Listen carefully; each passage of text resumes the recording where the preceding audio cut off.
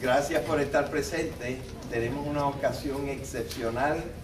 en el momento preciso. En el momento preciso porque Puerto Rico está pasando por una etapa en la que ya ha reconocido que quiere modificar su relación y sobre todo lo que llamamos su estatus. Entonces, el pueblo puertorriqueño y particularmente aquellos que podrán ser sus líderes, como ustedes, necesitan saber exactamente cuáles son las condiciones según las cuales nosotros podremos intervenir y participar en nuestra propia libertad. Afortunadamente se produjo hace poco la edición de un libro excepcional que me parece que ha recibido un premio, la obra jurídica del año, ¿verdad? Y entonces la han llamado la obra jurídica del año por su importancia y por su excelencia. El libro se llama, bueno, la parte principal del título, no me lo sé completo, pero la parte principal del título es La Asamblea Constitucional. Él lo explicará, una de las formas de poder solucionar el problema del Estado. Y su autor ha tenido la benevolencia de ofrecerse él mismo para venir a explicar un poco en qué forma deben ustedes leer ese libro. Porque no es lo mismo que el pueblo de Puerto Rico se presente a unos comicios y que no sepa exactamente qué es lo que va a hacer, cosa que resultaría en un plebiscito. Con un plebiscito no sabríamos en realidad cómo iba después a hacer lo que nosotros decidimos. Mientras que con una asamblea constitucional tendremos el modelo según el cual nosotros mismos, como elaborado por las partes más educadas de la nación, podremos decidir qué es lo que nosotros queremos hacer y ya votaremos con una conciencia mucho más grande de lo que podemos esperar. Así que nosotros queremos entonces agradecer muchísimo al licenciado Alejandro Torres Rivera, de quien quiero decir unas palabritas. No tenía el gusto de conocerlo antes personalmente, pero él es profesor en varias instituciones universitarias y me agrada saber que su especialidad es mayormente en las cuestiones laborales. De nuestro pueblo, la parte que necesita mayor protección y defensa es el pueblo trabajador. El trabajo es según muchos economistas, es la fuente de todo valor. Y sin embargo, ese valor no lo reciben en una forma proporcional los trabajadores. Entonces, las personas que se dedican a defender a los trabajadores son las personas que están trabajando más directamente por una economía sana del país.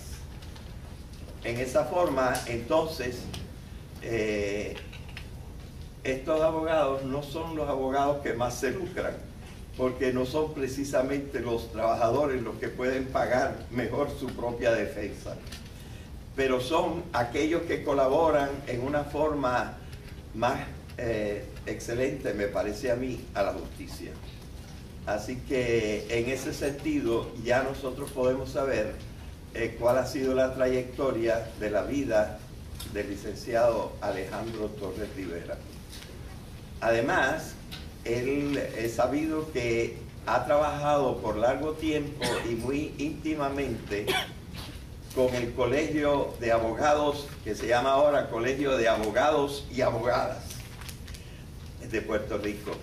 Y en las últimas elecciones, que fueron hace 2 o 3 días, él salió del comité que va a gobernar con el licenciado Mark Anthony Bimbela, va a gobernar por los próximos 2 años el colegio de abogados.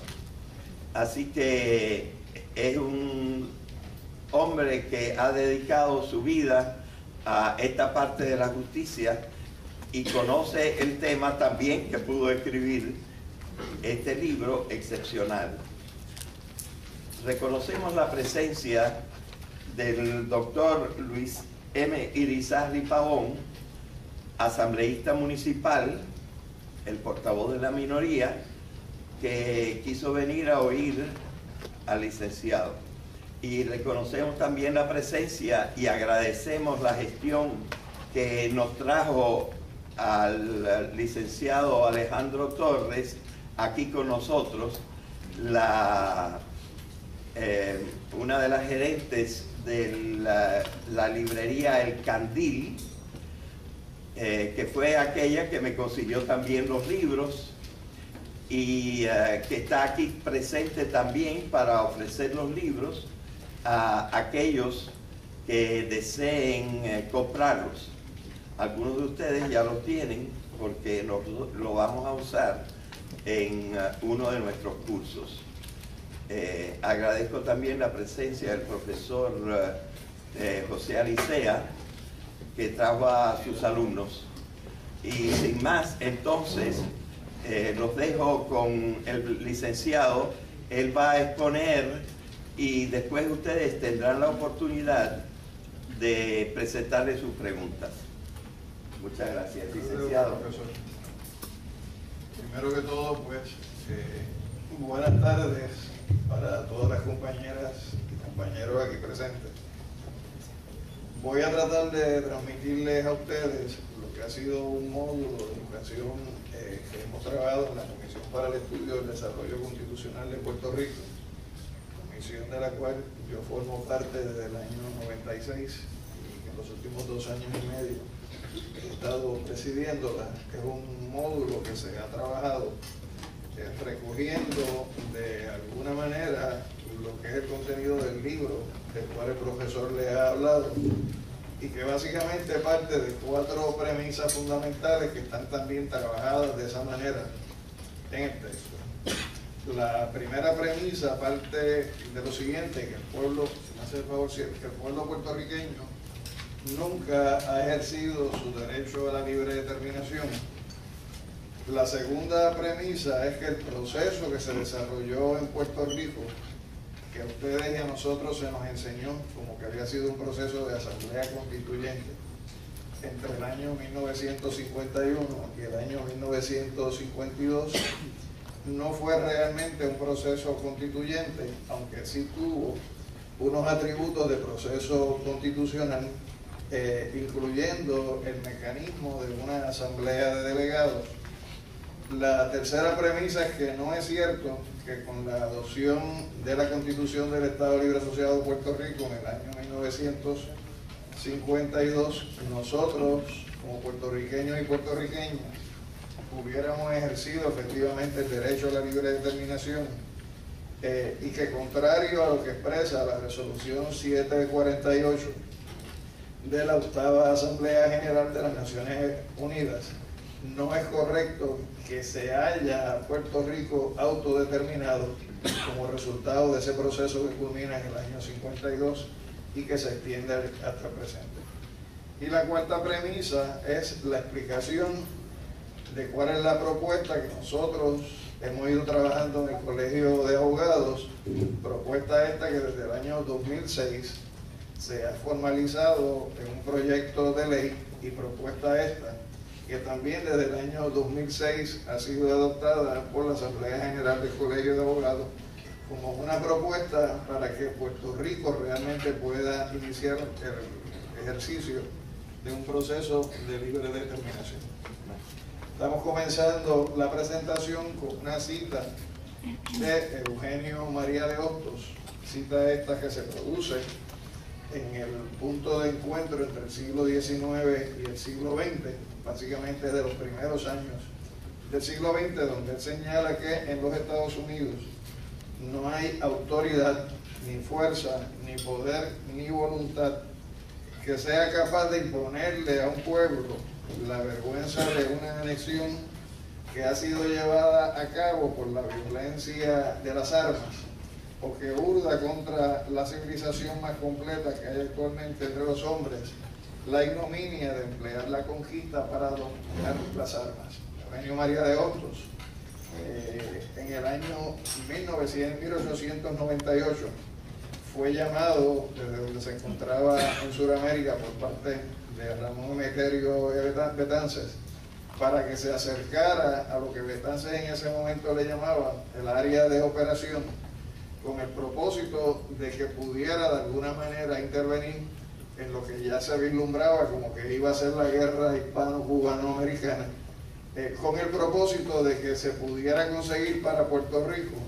el respeto a su personalidad jurídica como pueblo, ya reconocida en el 97 mediante la Carta Autonómica, y segundo, para que Puerto Rico no fuera una presa de una conquista como resultado de una invasión. Y en ese momento, el momento en que se está disolviendo la sección Puerto Rico del Partido Revolucionario Cubano, donde él lleva una propuesta que logra adherir a la misma sectores que propulsaban la anexión para Puerto Rico, sectores que defendían una relación de asociación una vez culminada la guerra, y él, que en aquel momento se definía a sí mismo como independentista, formulando una propuesta que llamó la Liga de Patriotas, y a través de la Liga de Patriotas presentar una propuesta que incluía el método de convención, el método de asamblea, a través del cual delegados electos por el país fueran los que asumieran la representación del país, y que desde ese ejercicio de asamblea o convención, delegados pudieran entonces comenzar un proceso de negociación con los Estados Unidos dirigido a una de las tres vertientes históricas que siempre ha tenido la historia política nuestra, por lo menos en el siglo XIX, siglo XX y lo que va del XXI, que es la tendencia anexionista, planteando que si esa era la voluntad del pueblo, una vez el pueblo se educara realmente en cuáles eran las propuestas, pues se debería respetar la voluntad del pueblo desde el punto de vista de una integración como un Estado soberano con otro Estado soberano, que en este caso eran los Estados Unidos. También defendió que si eso no era así, no habría problema en que se estableciera un gobierno temporal, que en un momento lo identificó de 15 años, de 20 años y hasta 25 años, durante el cual Puerto Rico viviera una relación de asociación política, también bajo el principio de la soberanía, con los Estados Unidos, al cabo del cual Puerto Rico definiera de una vez por todas su futuro político como país. Y claro está, la opción que él defendía como independentista, que era la de la independencia, pero una independencia que tenía que venir como resultado de un proceso previo en el cual los puertorriqueños y las puertorriqueñas nos educáramos en unas instituciones democráticas que nunca se habían conocido bajo el régimen de dominación española, y que él creía que el vehículo a través del cual se podía lograr ese proceso de conocimiento, educación y preparación del país para asumir la independencia era dentro del marco de una transición que, repito, la definió en un momento dado los escritos que él escribe y que aparecen recogidos en el tomo de Madre Isla, de sus obras completas, como un gobierno temporal. Ciertamente, si vamos al análisis de la primera premisa, que es la de que el pueblo puertorriqueño nunca ha ejercido su derecho a la libre determinación, tendríamos que comenzar con qué decía la Carta Autonómica de 1897. Y la Carta planteaba específicamente, dentro de una relación autonómica donde se creaba un gobierno y un parlamento insular en Puerto Rico, que los acuerdos que allí se establecían, como acuerdos otorgados por la corona española a Puerto Rico, no podrían modificarse sino en virtud de una ley y que fuera a petición del Parlamento insular. Por lo tanto, cualquier cambio en la relación política que se establecía en el año 1897 entre Puerto Rico y el Reino Español tenía que venir como resultado de y como consecuencia de una petición del Parlamento insular. Sin embargo, esa no fue la realidad, sino que una vez se produce la guerra y una vez se completa el proceso bélico, España entra en unas negociaciones totalmente a espaldas de Puerto Rico, donde España cede Puerto Rico, la isla de Guam, las Filipinas y Cuba a los Estados Unidos, y en el caso nuestro en particular, como un botín de guerra resultante de esa guerra que España pierde con los Estados Unidos. Y así, en el artículo 9 del Tratado de París, se establece lo que va a ser el yugo que todavía al presente, 116 años después de aquellas negociaciones, prevalece sobre nuestro pueblo, que es que se entrega a los Estados Unidos Puerto Rico como una posesión, y se consigna en ese artículo 9 que los derechos civiles y la condición política de los habitantes y del territorio en adelante serían determinados por el Congreso de los Estados Unidos. Es decir, poniéndolo de una manera jocosa, sencillamente España entregó la vaca con los becerros, y en adelante quien determinaría el movimiento de la vaca y los becerros sería el dueño del hato, y el dueño del hato en este caso sería Estados Unidos. El primer gobierno civil que tiene Puerto Rico es el que se produce como resultado de la ley Foraker. Y la ley Foraker es una ley que promulga el Congreso de los Estados Unidos a partir de una prerrogativa que le concede al Congreso de los Estados Unidos la propia Constitución estadounidense, en su artículo 4, sección 3, donde establece que el Congreso de los Estados Unidos podrá disponer de o promulgar todas las reglas y reglamentos necesarios en relación con el territorio o cualquier propiedad perteneciente a los Estados Unidos. Por lo tanto, esa prerrogativa que tiene el Congreso bajo la Constitución de los Estados Unidos es lo que le va a dar la autoridad en adelante, junto con el artículo 9 del Tratado de París, a los Estados Unidos para disponer de cualquier asunto con relación a Puerto Rico. Y en esta primera ley orgánica que se aprueba en el año 1900, que es la que nosotros conocemos como la ley Foraker, ahí se siembra una disposición que veremos a lo largo de esta charla, que va a estar ahí como si fuera la soga en el cuello de una persona que va a ser ahorcado desde el punto de vista de las consecuencias políticas que ha tenido para Puerto Rico. Y esa disposición establece que las leyes estatutarias, es decir, las leyes que en virtud de un estatuto aprueba el Congreso de los Estados Unidos, que no sean localmente inaplicables, salvo que se disponga en contrario, tendrán en Puerto Rico la misma fuerza y validez que si fueran en los Estados Unidos, con excepción de aquellas que tienen que ver con los asuntos de rentas internas, las cuales en virtud de una disposición específica se tendrían fuera del marco de esta situación. Ustedes escucharán en sus años como estudiantes en muchas ocasiones hablar de que una de las garantías o beneficios que da la relación política del Estado libre asociado es la autonomía fiscal, o la llamada autonomía fiscal. Sin embargo, eso no es una criatura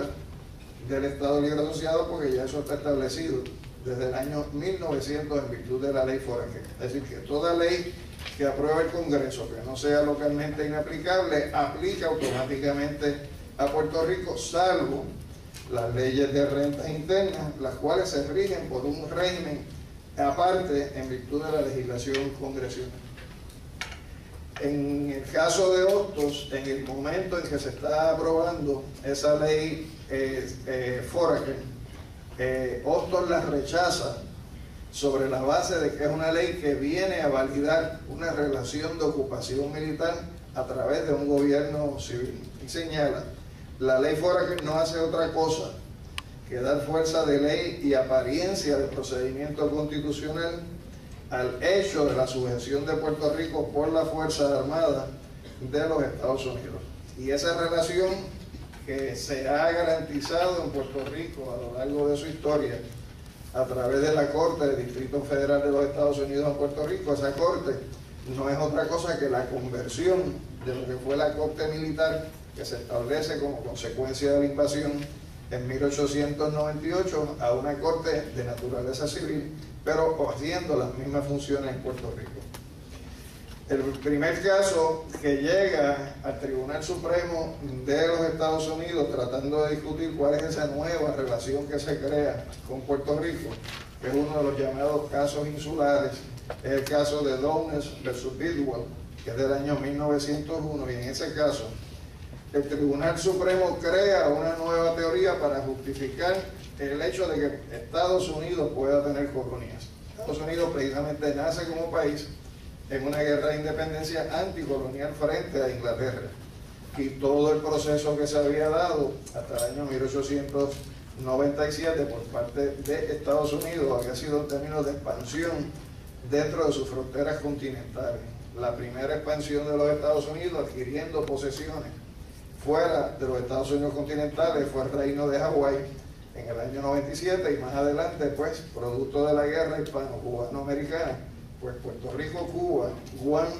y el archipiélago de las Filipinas. Entonces, con relación a cómo justificar el que Estados Unidos, que surge como una nación de una lucha anticolonial, a su vez pueda perpetuar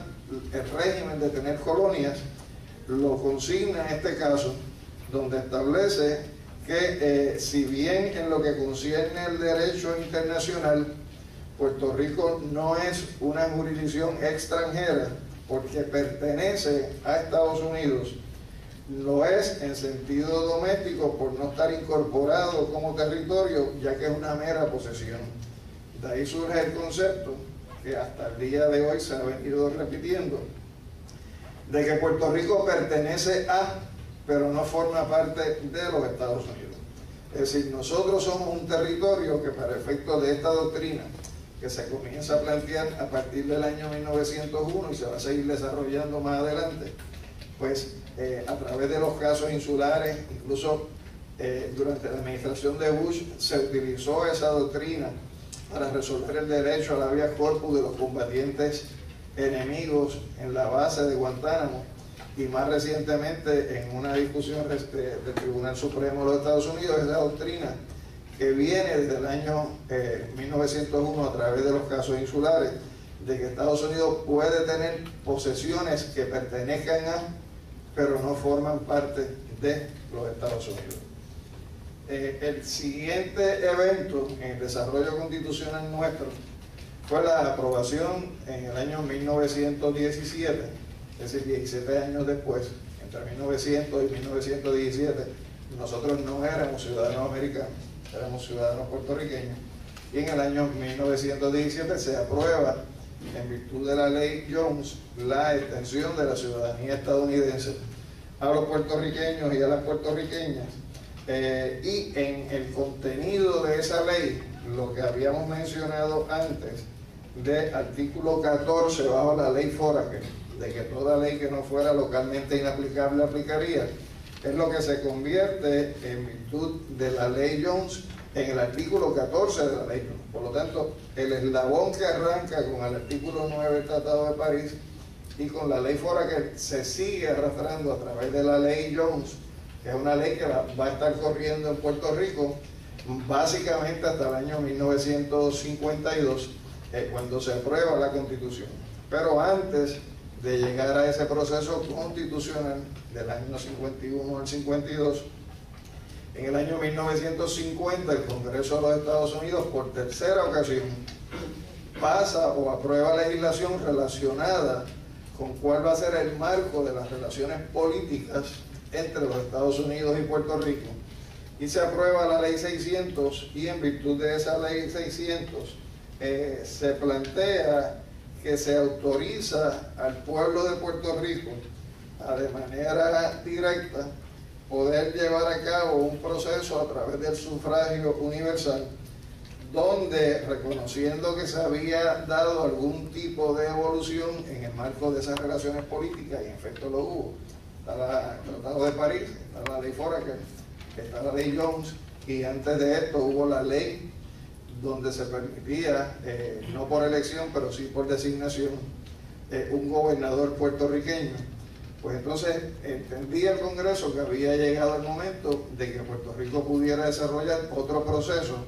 para, a través del mismo, poder crear un régimen de gobierno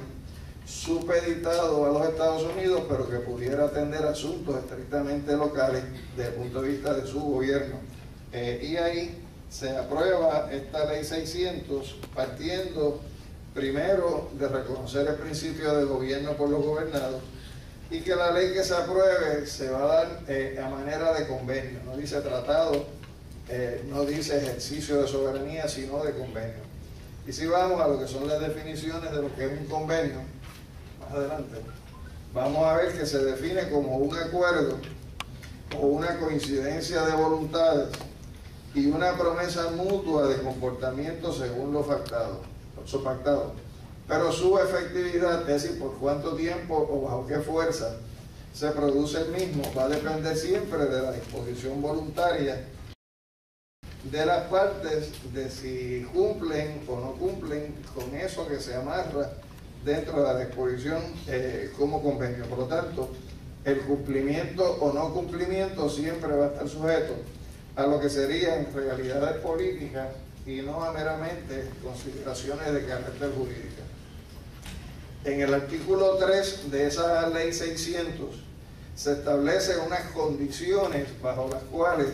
se podría dar ese proceso constitucional para crear unas instituciones de gobierno propio para asuntos locales en Puerto Rico. Y es que había que enviarle el resultado de ese proceso, el documento que se elaborara, tanto al presidente de los Estados Unidos como al Congreso, y el presidente determinaría si a su juicio los puertorriqueños y puertorriqueñas habíamos cumplido con lo que era la encomienda que se establecía bajo la ley 600. Y en efecto, el proceso que se dio tuvo esa consecuencia, porque luego de que aquí hubo ese proceso constitucional, luego de que se aprobó una constitución, el Congreso de los Estados Unidos le hizo 3 cambios fundamentales a la Constitución. La primera fue en la Carta de Derechos, donde se reduce lo que era el ámbito de la educación pública en el país. La segunda es la eliminación de una sección 20, donde el pueblo puertorriqueño había consignado como derecho de nuestros ciudadanos y ciudadanas el derecho al trabajo, el derecho a la protección en la vejez, el derecho a un salario mínimo razonable, el derecho de las madres y los niños a la lactancia, el derecho a la protección de los menores, es decir, un conjunto de derechos sociales que ya existían porque estaban recogidos en la Declaración Universal de Derechos Humanos de las Naciones Unidas, y que el Congreso de los Estados Unidos sencillamente los mutiló de nuestra Constitución, eliminando los mismos. Y lo tercero, que tuvo gran impacto y tiene consecuencias hasta el día de hoy, es el artículo 7. Porque en el caso del artículo 7 no fue que eliminaron, fue que añadieron. Y al añadieron una disposición que establecía que cualquier cambio que en el futuro los puertorriqueños y puertorriqueñas decidiéramos hacerle a nuestra Constitución, a la que se estaría aprobando, tenía que ser siempre condicionado a que nosotros no podíamos hacer cambios que nos sacaran ni de la llamada cláusula territorial de la Constitución de Estados Unidos, que es la que dice que el Congreso puede legislar lo que el Congreso le venga en gana sobre el territorio, ni podía sacarnos de lo que fueron los poderes limitados o delimitados que dio la ley 600 para que se pudiera llevar a cabo el proceso, pero tampoco podría quitarnos o sacarnos a nosotros de la llamada doctrina de los poderes plenarios del Congreso de los Estados Unidos. De forma tal que, siendo ello así, cualquier cambio que en el futuro se le vaya a hacer a la Constitución a través del proceso de enmiendas que la Constitución tiene en ese artículo 7, cualquier cambio tiene que ser para dejarnos iguales. Es decir, puede haber cambios siempre y cuando no nos saque de esa relación política que está impuesta en nuestro país desde el Tratado de París, desde la ley Foraker, desde la ley Jones, desde la ley 600 y dentro del marco de lo que son los poderes plenarios del Congreso de los Estados Unidos sobre los territorios, que es la llamada cláusula territorial de la Constitución de los Estados Unidos. Por lo tanto, y de la Ley de Relaciones Federales, que que la Ley de Relaciones Federales no es otra cosa que todo lo que no se ve afectado por la Constitución y que ya existía, estaba vigente bajo la Ley Jones. Y la Ley Jones, a su vez, es la heredera de la Ley Foraker. Por lo tanto, ese es el resultado de ese proceso constitucional y por lo tanto, como resultado de eso, personas que fueron padres de la criatura, como fue el ex juez Trías Monge, que fue uno de los que participaron activamente dentro de ese proceso constitucional, nos dice en uno de sus últimos libros, que se llama ¿Cómo fue?, que son sus memorias del año 2005, lo siguiente: los tres componentes básicos a los cuales se aspiraba,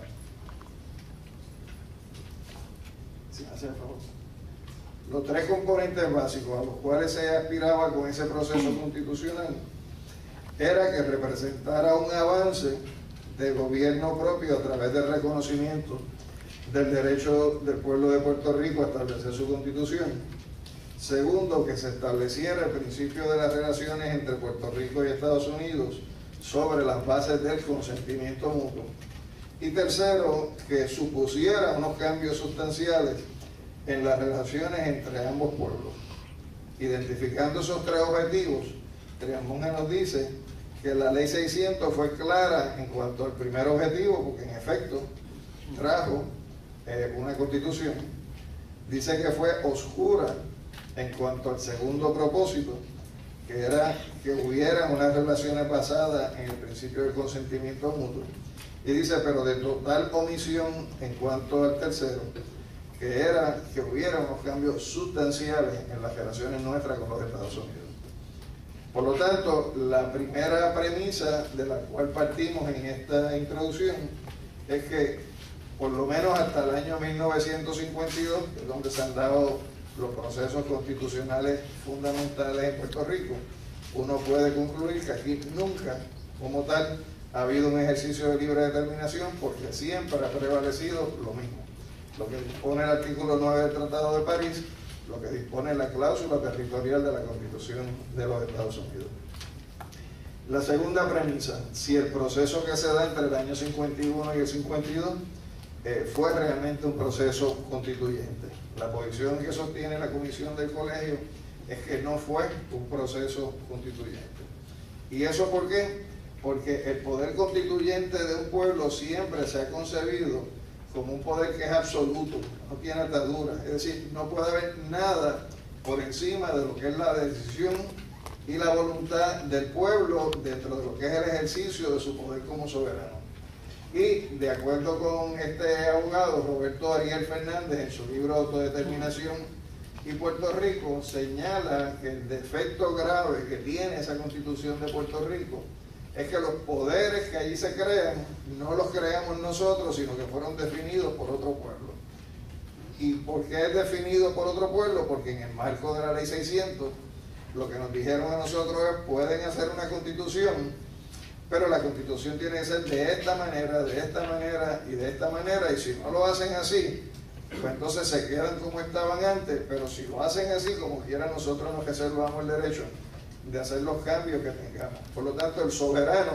nunca fue el pueblo de Puerto Rico. El soberano fue el que dio el poder para que las cosas se hicieran y el que se reservó el derecho de hacer los cambios que entendiera, quisiera hacerla. Nos dice él que al ser una constitución autorizada, pues ese ejercicio de poder soberano por parte del pueblo tampoco lo vamos a tener como un elemento presente en esa relación, y dice que una constitución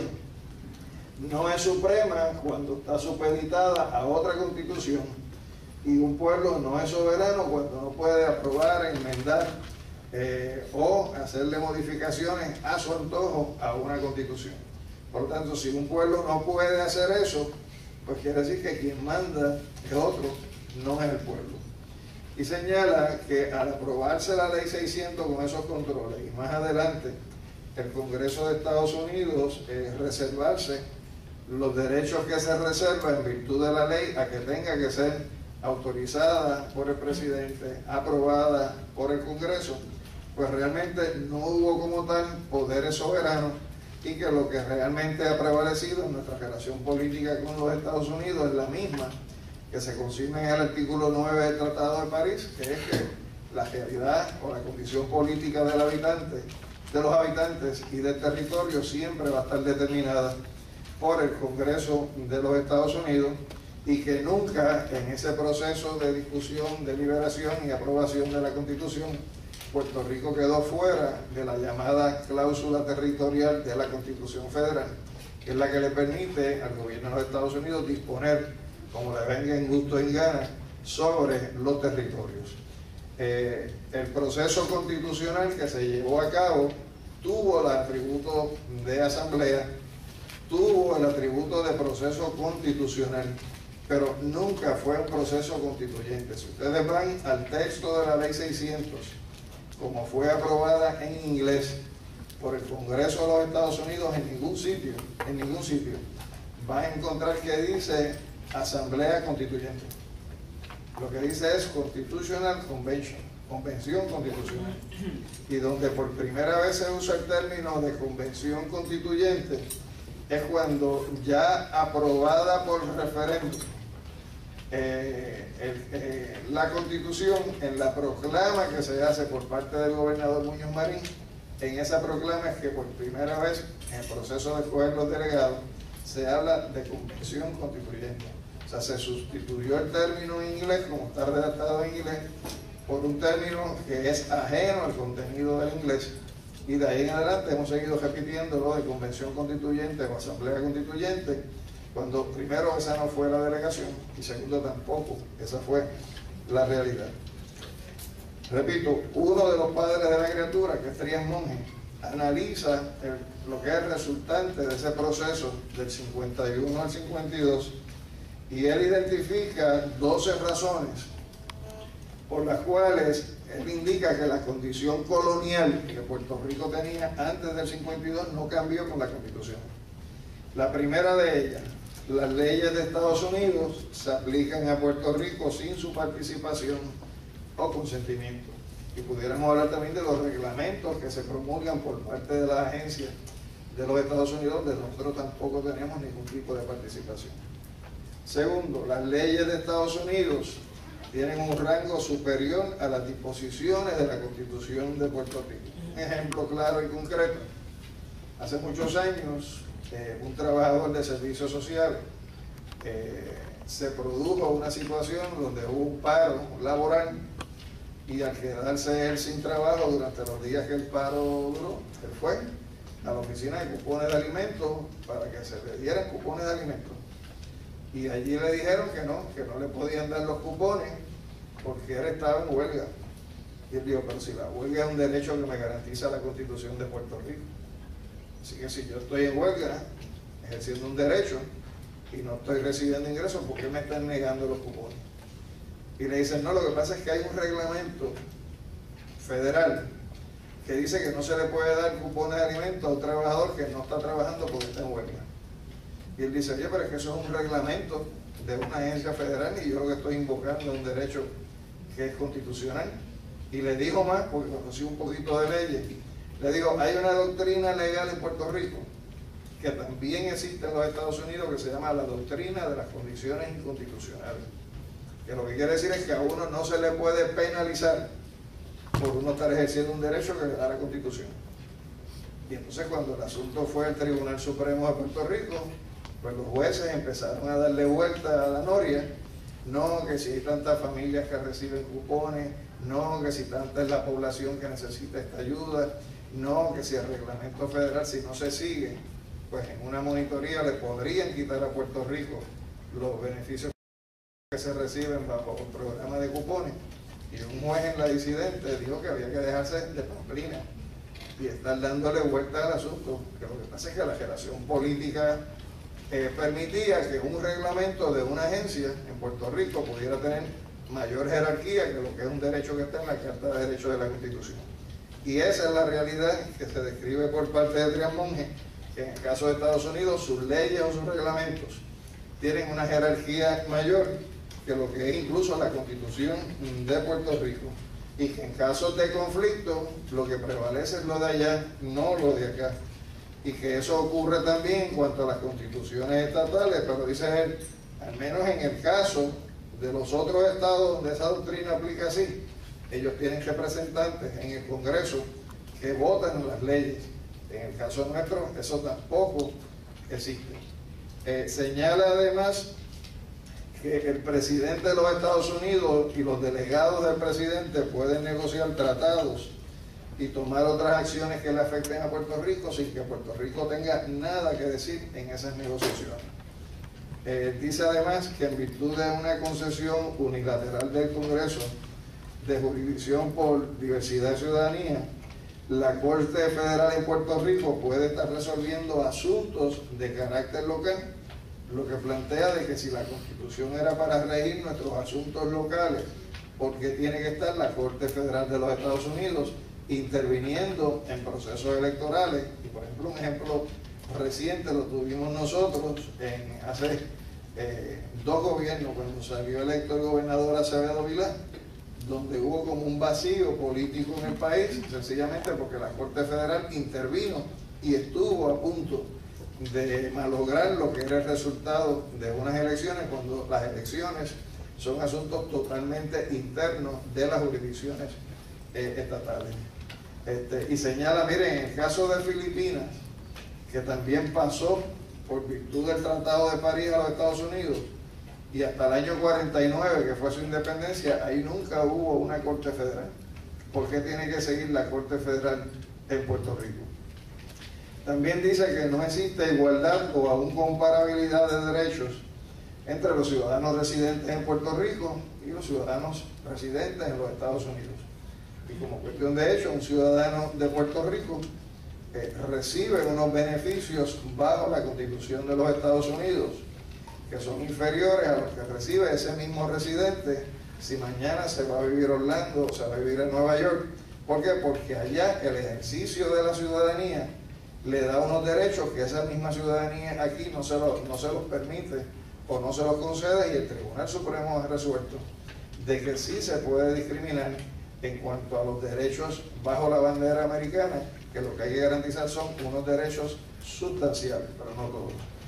En el caso de Adrián Monge, dice además que el gobierno de Estados Unidos sostiene que la soberanía sobre Puerto Rico está en él y no en el pueblo de Puerto Rico, un dato que es cierto. Que el Congreso asume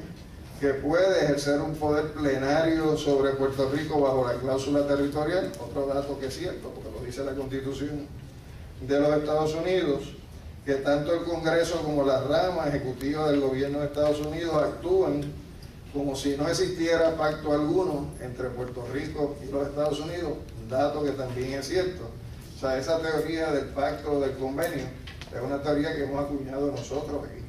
pero desde el punto de vista de ejercicio práctico, eso nunca ha sido un impedimento para que Estados Unidos tome las determinaciones que tenga a bien o a mal tomar sobre Puerto Rico sin tener que consultar ni siquiera con nosotros, si fuera el caso. Y señala que aún si se sostuviera que las relaciones entre Puerto Rico y Estados Unidos se fundan en un pacto irrevocable, excepto por mutuo consentimiento con arreglo a lo que se acuerda en el proceso del 52, la realidad es que eso de que cualquier ley que no sea localmente inaplicable aplique aquí. Adrián Monge dice que es un absurdo que uno haya consentido que las leyes de otro país, todas las pasadas y todas las futuras, puedan gobernar a uno y sostener a su vez que ello es compatible con un estatus de libertad. Que por eso desde la creación del ELA se ha intentado convertir ese consentimiento genérico por un consentimiento específico, y eso al día de hoy sigue siendo genérico, no ha podido trastocarse a un consentimiento específico. Dice además que Puerto Rico no juega ningún papel en términos de la comunidad internacional, que el estatus actual no satisface los criterios que se han sostenido desde 1960 por las Naciones Unidas, y lo que se refiere a 1960 es que en ese año se aprueban 2 resoluciones por la Asamblea General. Una es la Carta Magna de la Descolonización, que se conoce como la Resolución 1514, Romano 15, de las Naciones Unidas, que es la que establece que el colonialismo es un crimen contra la humanidad, que establece que los pueblos tienen derecho al ejercicio a la libre determinación y que las potencias coloniales que administran esos pueblos coloniales tienen que tomar medidas efectivas para el traspaso de los poderes políticos a ese territorio, cosa que tampoco en el caso de Puerto Rico se ha dado. Pero además se adopta la resolución 1541 en esa misma asamblea, que es la que define que las formas a través de las cuales los pueblos ejercen su derecho a la libre determinación es a través de la integración con otro Estado soberano, a través de la asociación de soberano a soberano y a través de la independencia. Más adelante surgió otra resolución, que es la que se está utilizando ahora con mayor sonido, que es la 2655. Pero básicamente es una que plantea que también hay una forma de ejercicio de libre determinación cuando los pueblos mayoritariamente en un proceso democrático y transparente escogen el tipo de estatus que quieran tener. Sin embargo, esa resolución no deroga la 1514 y la 1514 es parte del contenido de esa resolución. Por lo tanto, sí, hay otras formas de relación política, pero esas formas de relación política tienen que partir del principio de la soberanía entre los pueblos. Usted no puede ejercer la libre determinación desde el marco del ejercicio del colonialismo. Usted tiene que dejar de ser colonia, tiene que adquirir los poderes soberanos y desde el ejercicio de la soberanía, entonces usted negocia lo que tenga que negociar con otro pueblo. Por lo tanto, el proceso constitucional que seguimos entre el año 51 al 52 tampoco fue un proceso constituyente, tampoco fue un proceso que nos llevara al ejercicio de la libre determinación. La tercera premisa es que, como ustedes saben, en el año 1953, al año siguiente de haberse aprobado la Constitución de Puerto Rico, los Estados Unidos se movió al escenario de las Naciones Unidas a pedir que se sacara a Puerto Rico de la lista de territorios coloniales sobre los cuales las potencias administradoras tenían que informar qué estaban haciendo para que esos territorios advinieran al ejercicio de la libre determinación. Y ahí se aprobó una resolución que es la 748, donde específicamente se señala que con la aprobación de la Constitución y el movimiento y avance que Puerto Rico como pueblo había tenido a redactar una Constitución, ya no era necesario que los Estados Unidos estuvieran sometiendo informes con relación a Puerto Rico. Pero también esa resolución 748 incluye otros elementos que veremos más adelante. En el año 1960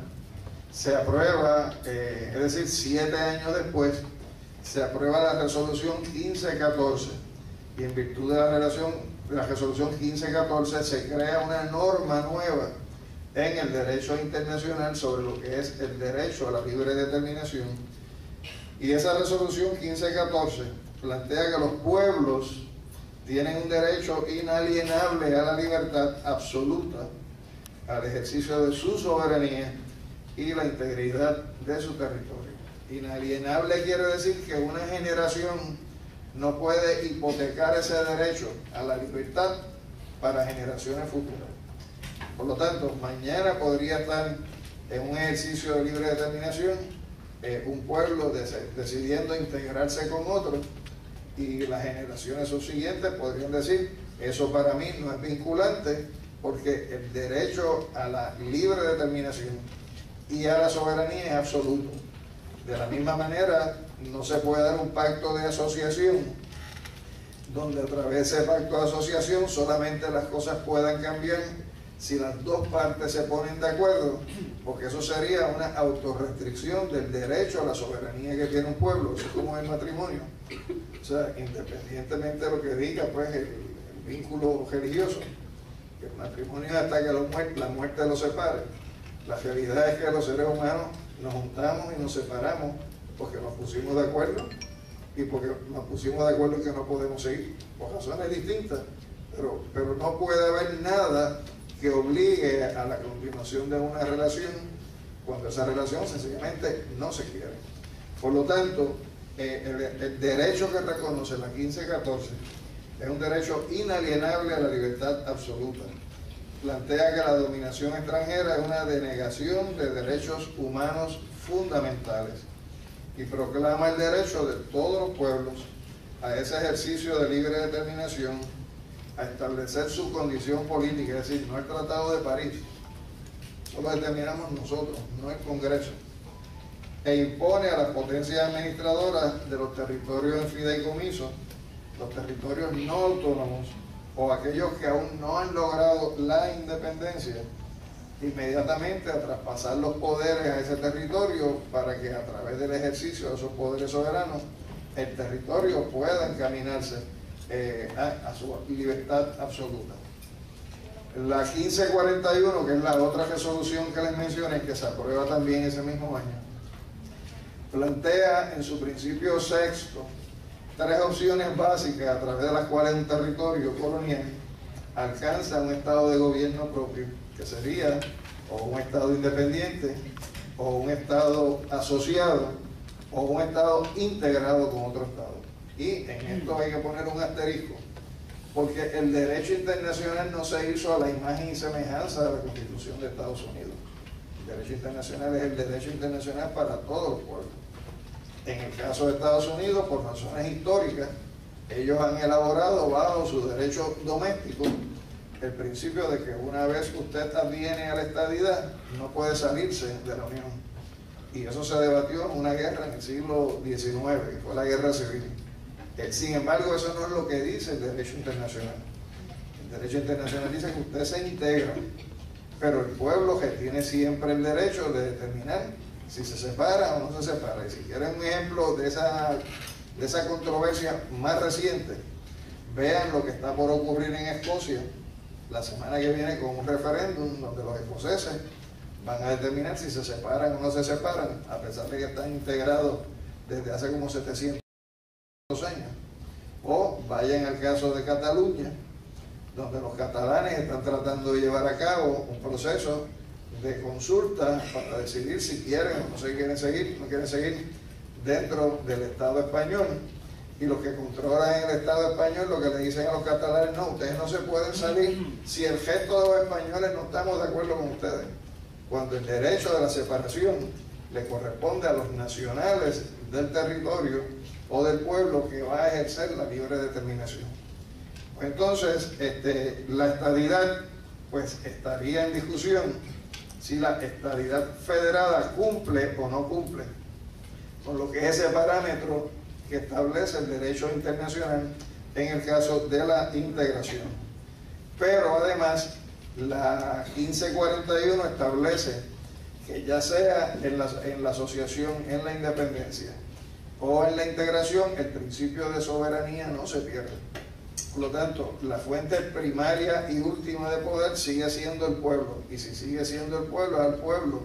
a quien le corresponde ese ejercicio de libre determinación.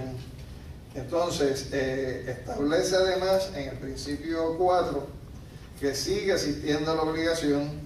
de transmitir información respecto al territorio que está sujeto a la libre determinación.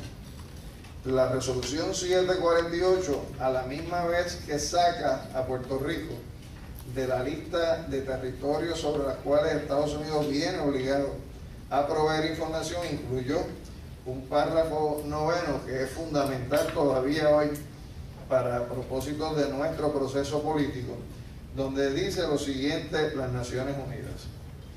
expresa la seguridad de que, conforme al espíritu de la presente resolución, a los ideales de la Carta de las Naciones Unidas,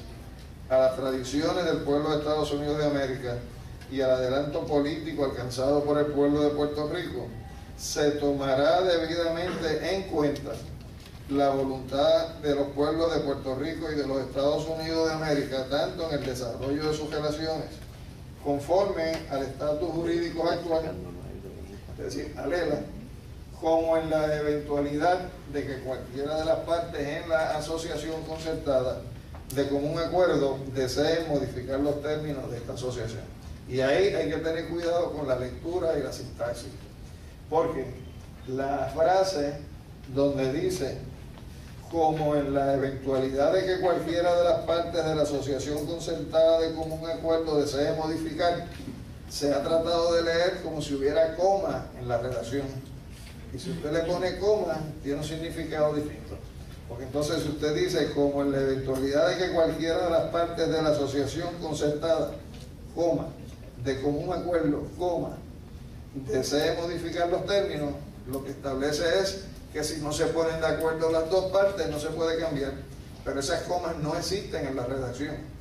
Eso hay que leerlo corrido, y lo que está diciendo es que en la asociación que se concertó de común acuerdo, cualquiera de las partes puede desear modificar la misma. Por lo tanto, ahí la redacción es importante que la tengamos presente para entonces determinar cuál fue la intención que tuvo las Naciones Unidas al momento de promulgar esa resolución. De hecho, en el proceso de debate, el embajador de los Estados Unidos ante las Naciones Unidas, Henry Cabot Lodge, hizo unas expresiones que son vinculantes también en el contexto de cuál es la interpretación que debe tener esa resolución. Y dijo: estoy autorizado a decir, a nombre del presidente de Estados Unidos, que si en algún momento la Asamblea Legislativa de Puerto Rico adopta una resolución en favor de una independencia más completa, es decir, desarrollando el ELA, o aún absoluta, él, entiéndase el presidente de Estados Unidos, recomendará al Congreso que otorgue esa independencia. El presidente también desea que les diga que en ese caso él vería con buenos ojos que Puerto Rico se adhiera al Tratado de Río de Janeiro y a la Carta de las Naciones Unidas, es decir, que Puerto Rico entra a las Naciones Unidas como un Estado soberano, y lo que es el Tratado de Río de Janeiro es decir, que entre a la Organización de Estados Americanos. Por lo tanto, desde 1953 hasta el presente, donde todas las propuestas de desarrollo del ELA han quedado truncas porque no se les ha dado paso por parte de los gobiernos de los Estados Unidos, pues lo que eso demuestra es que tampoco hay una voluntad de los Estados Unidos de cumplir con esas obligaciones que se asumieron. Por lo eso, el Colegio de Abogados, cuando en el 63, 3 años después de aprobada esa resolución, emitió su pronunciamiento, señaló que tratándose de una decisión final para que Puerto Rico escoja su estatus político permanente, todas las soluciones que se le sometan al pueblo de Puerto Rico deberán aparecer claramente definidas y fundamentadas en el principio de la soberanía, a saber, soberanía en la independencia, soberanía en la asociación o la soberanía que la incorporación como Estado de la Unión supone. La ley debe ser clara en cuanto al aspecto de la soberanía en la alternativa del Estado Libre Asociado. A partir de ahí, el colegio elaboró en el año 77 lo que llamó unos requisitos procesales sobre cómo se podría ejercer la libre determinación, y señaló que tenía que llevarse a cabo, entre esos requisitos, el número 3, libre de poderes externos, es decir, Estados Unidos tiene que traspasar los poderes soberanos que conculcó en la guerra del 98, y para que eso pueda realizarse, también afirma que Estados Unidos debe renunciar a todo poder sobre Puerto Rico, transfiriendo los poderes políticos al pueblo puertorriqueño. Por lo tanto, también habría que concluir que bajo la tercera premisa tampoco se ha estado cumpliendo, ni al presente se cumple, con las normas del derecho internacional. A raíz de eso, pues en la comisión nuestra, que es una comisión que le integran 20 abogados y abogadas, que hay de todas las tendencias ideológicas, hemos sostenido por años discusiones que han ido desarrollándose al paso, afinando conceptos. En un momento dado proponíamos una convención constituyente bajo el artículo 7 de la Constitución, hasta que nos tropezamos con la piedra en el camino, que es que cualquier cambio tenía que ser dentro del marco de la Ley 600, dentro del marco de las legislaciones federales, dentro del marco de los poderes plenarios de la Constitución de Estados Unidos y dentro de lo que es lo que establece el propio artículo 7 de la Constitución. Por lo tanto, retuvimos la propuesta del método, pero nos alejamos del mecanismo y desarrollamos un mecanismo alterno que le llamamos Asamblea Constitucional de Estatus. ¿Por qué es constitucional de estatus? Porque reconocemos que no va a ser una asamblea constituyente. ¿Y por qué no es una asamblea constituyente? Porque las asambleas constituyentes lo que hacen es organizar el estado político de un territorio. Por lo tanto, nosotros retenemos el concepto de asamblea. Va a ser constitucional porque hay que pasar sobre elementos que tienen que ver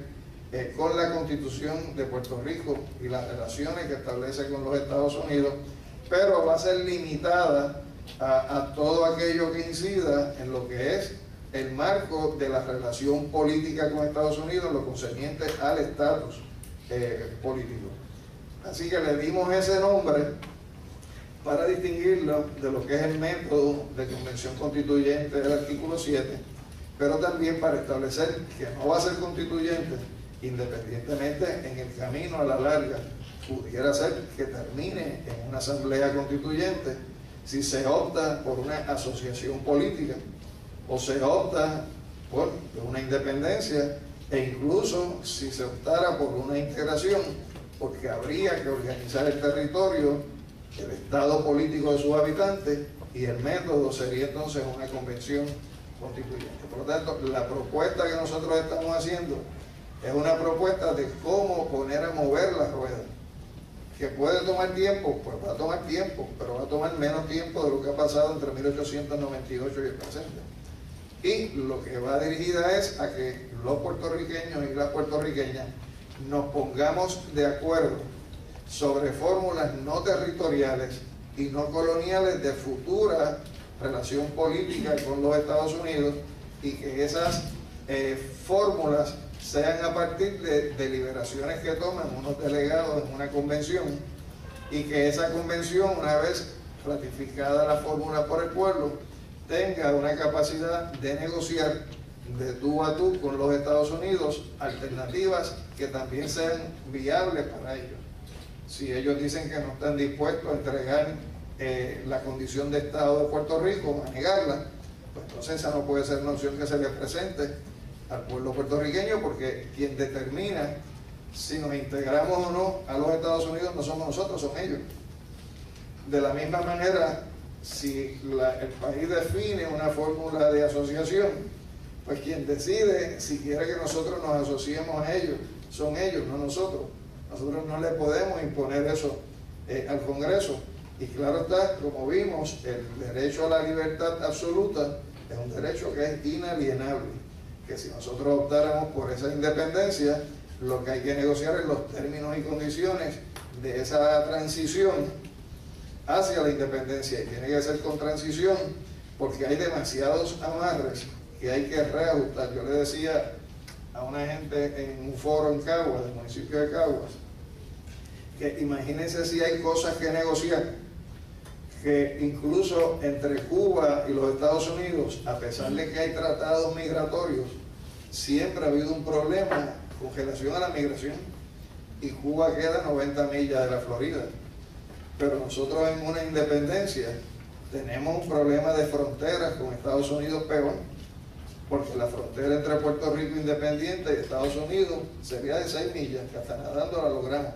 porque nos olvidamos que las Islas Vírgenes son americanas, y nos olvidamos que desde, por ejemplo, el área de Tiro en Vieques, que nosotros veíamos las luces de Carlos Damali en San Tomás, y nos olvidamos de que la mitad de la gente que vive en Santa Cruz son descendientes de viequenses. O sea que hasta en una yola, además hasta en un kayak, nosotros podemos estar cruzando de un país a otro. Imagínense si hay cosas que acordar y negociar. De igual manera, nosotros tenemos más población en los Estados Unidos que la que tenemos aquí. Nosotros tenemos que buscar formas de negociar elementos de libre tránsito entre un país y otro. Y así hay que discutir montones de cosas, y hay que establecer elementos de transición ordenada para que las cosas resulten bien. Entonces, la propuesta que nosotros hemos hecho al país, parte de la premisa de que la situación de Puerto Rico y nuestro estado político presenta un problema fundamental de soberanía, porque la soberanía nunca ha estado en nosotros, ha estado en manos de otros. Segundo, que hay una situación de reclamo y afirmación y de reconocimiento de que la soberanía nuestra debe estar en manos nuestras. De hecho, aquí en la última consulta que se hizo con las elecciones, la mayoría de la gente demostró que está insatisfecho con el actual estado de las relaciones políticas. Que pueden seguir teniendo opciones distintas, sí, pero hay un consenso de insatisfacción en lo que existe. La propuesta nuestra asume, como hemos tratado de establecer en la presentación, que nunca, desde 1898 al presente, Estados Unidos ha adoptado una política para descolonizar a Puerto Rico, ni tampoco el método para que se logre eso. O sea, aquí todas las iniciativas que se han hecho, aquí se han ensayado plebiscitos, referéndum, comisiones de estatus, consultas, comités de evaluación, y todos han sido inconsecuentes, no se ha movido un ápice. Cambios en la relación política entre Puerto Rico y Estados Unidos desde 1952 al presente. Y todos los esfuerzos que se han hecho se han estrellado siempre con la pared de no escuchar la voz de los puertorriqueños por parte de Estados Unidos. ¿Por qué? Porque siempre vamos divididos, separados, cancelando. Vamos como tribu, no vamos como país. Por lo tanto, nosotros planteamos que nosotros deberemos recurrir a un derecho que nos da la Constitución en nuestra Carta de Derechos, que está en la sección 19, que dice que la enumeración de los derechos específicos no presupone la renuncia de otros derechos que se reserva a un pueblo en una democracia. Y el principal derecho que se reserva a un pueblo en una democracia es el derecho a su soberanía plena. Por lo tanto, nosotros planteamos que a través del método de asamblea, el pueblo debe votar si se autoriza o no la asamblea. ¿Y por qué debe haber esa primera consulta? Pues porque si decimos que aspiramos a que sea un ejercicio de soberanía, no puede ser a base de que la propuesta estuvo en el programa de algún partido, sino que hay que darle esa participación al pueblo para que el pueblo sea el que nos diga sí o no, autorizo el método. Pero si se autoriza el método, nosotros vamos a plantear que la soberanía nuestra recae en ese cuerpo que va a escoger el pueblo, no en el Congreso de los Estados Unidos. Por lo tanto, ese es el primer ejercicio de libre determinación, que es comunicarle a los Estados Unidos en adelante. Nosotros afirmamos como pueblo soberano que quienes nos representan en adelante para todo lo que tenga que ver con las relaciones políticas es esta asamblea a través de los delegados que hemos escogido. Delegados donde habrá gente de todas las corrientes ideológicas. Se señala en la propuesta nuestra que aquí se han ensayado todos los métodos y todos se han estrellado, todos han fracasado. Por lo tanto, se propone consultarle al país sobre la selección del método. Y por lo tanto, la primera consulta que se está haciendo es sí o no a favor de la Asamblea Constitucional de Estatus. Y si se vota sí, pues entonces va a ser con estas características específicas. Si nos dicen que no, pues lo dijo el soberano, habrá que buscar otras opciones, pues tendrá que buscarse otro momento donde se le vuelva a plantear al país, pero no puede darse este proceso a espaldas del pueblo puertorriqueño. Plantea que la Asamblea constituye el mecanismo directo de autorización del pueblo para que en su nombre y representando su poder constituyente soberano determinemos las condiciones de vida política y deliberemos y expresemos nuestro sentir y nuestra voluntad, que sería la depositaria de la soberanía del pueblo de Puerto Rico, y que el mandato que va a tener esa asamblea, que es limitado, va a ser para que se revisen las relaciones políticas existentes hoy entre Puerto Rico y los Estados Unidos. Como es un ejercicio de soberanía, no le vamos a pedir permiso al Congreso, ni tampoco vamos a permitir que el Congreso sea quien decida si nos convocamos o no, sino que nosotros estaríamos haciendo esta convocatoria al amparo de nuestra propia personalidad como pueblo, al amparo de nuestra propia capacidad para deliberar, discutir y acordar, pero también de nuestra capacidad para negociar con los Estados Unidos eventualmente alternativas de fórmulas no territoriales y no coloniales, que esas fórmulas, una vez se deliberen y se acuerden, se le van a someter al país para que el país las autorice. Y entonces, con esa fuerza de esa autoridad delegada, entonces vamos a ir a un proceso de negociación con la otra parte. Y bajo la premisa de que toda solución final que se negocie y se acuerde tiene que ser una fórmula donde se reivindique la plena soberanía del pueblo de Puerto Rico y se garantice que toda relación futura sería fuera del marco de la cláusula de los poderes absolutos del Congreso, fuera de la cláusula territorial y fuera de la doctrina de los llamados poderes plenarios del Congreso. Por lo tanto, si se vota a favor, pues esa sería la hoja de ruta a seguir. Nosotros planteamos además que los sujetos de autodeterminación son los nacionales del país. Por ejemplo, hubo una experiencia en el año 1995, creo que fue, en Quebec, donde Quebec, que es una región francoparlante en Canadá, quería separarse de la Federación Angloparlante y establecer un régimen como de libre asociación. Y se hizo una consulta donde los que querían mantener una relación de soberanía perdieron por menos de un 1% de los votantes. Pero perdieron en un contexto donde el 20% de los que participaron era población angloparlante que estaba residiendo en la parte francesa. Nosotros decimos que en un proceso de libre determinación, si los que nos vamos a autodeterminar somos los puertorriqueños, pues quienes deben votar son los puertorriqueños y las puertorriqueñas, los que viven en Puerto Rico, o todo nacional puertorriqueño que se define como hijo, como nacido en Puerto Rico, o hijo de padre o madre nacida en Puerto Rico. Por lo tanto, en un contexto donde más de la mitad de la población nuestra está en los Estados Unidos, hay que habilitar algún mecanismo de participación de parte de ese segmento de nuestra población. Por ejemplo, que uno no puede decir que se fueron para no volver. Tenemos casi 300.000 que se han ido en los últimos 10 años y que nadie puede decir que no tengan el interés de volver. Se fueron porque no estaban las condiciones para seguir. Por lo tanto, esas personas, muchos de los cuales siguen siendo electores en Puerto Rico, pues deberían tener derecho a participar en ese tipo de consulta. Para que se pueda autorizar el proceso, pues evidentemente de los que voten,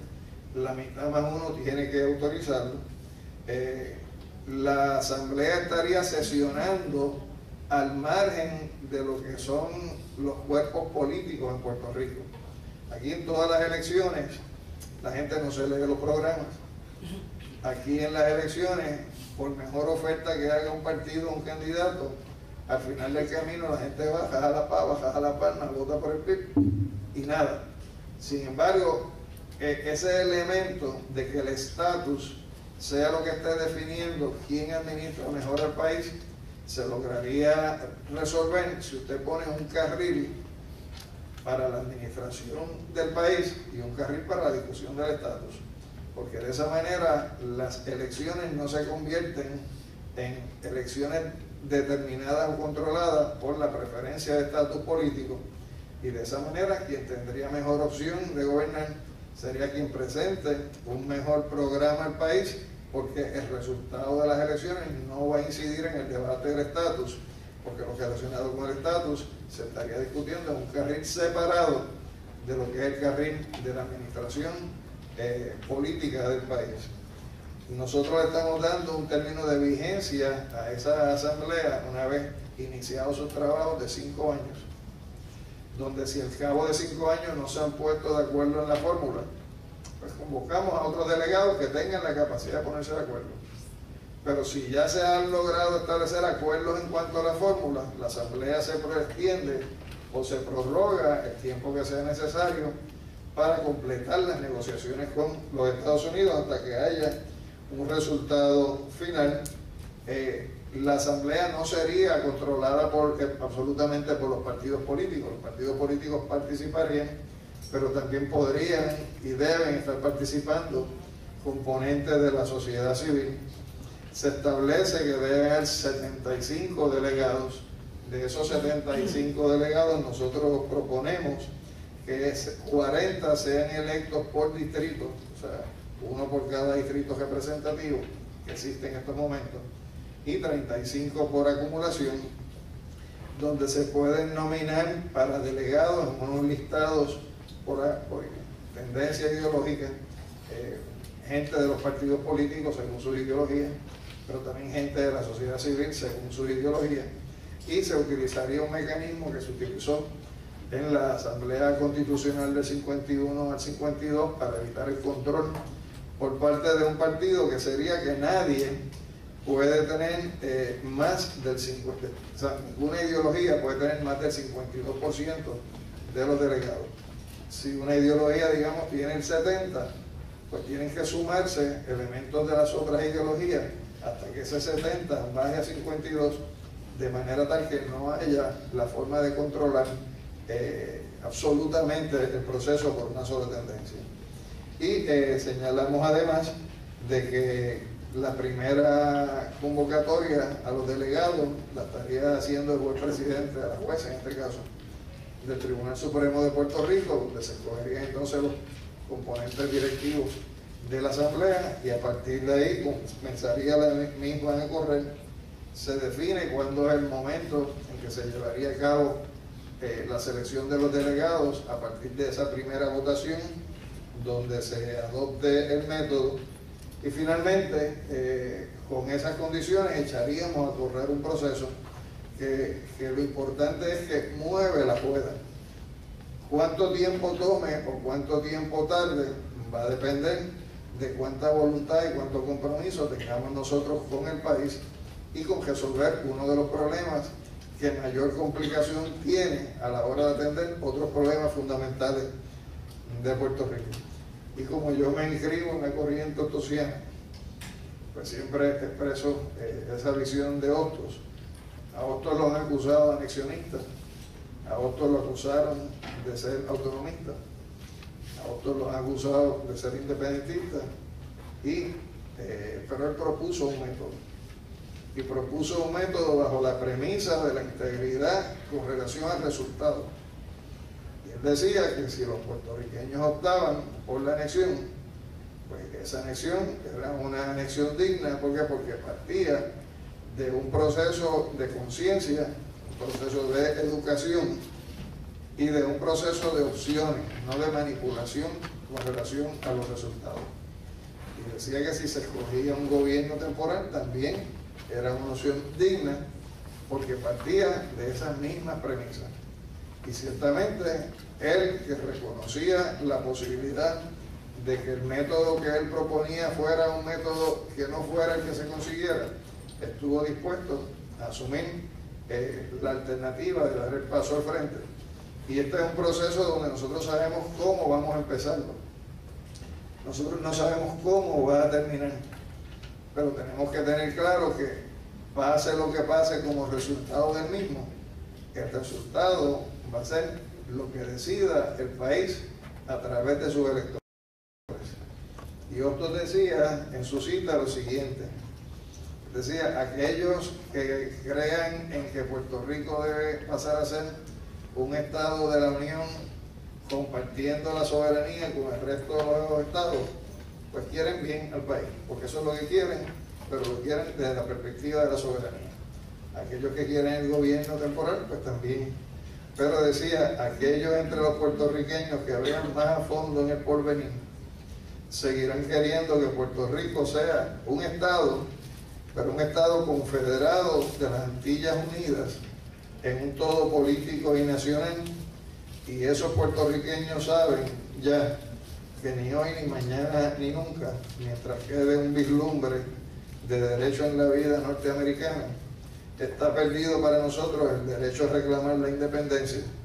porque ni hoy, ni mañana, ni nunca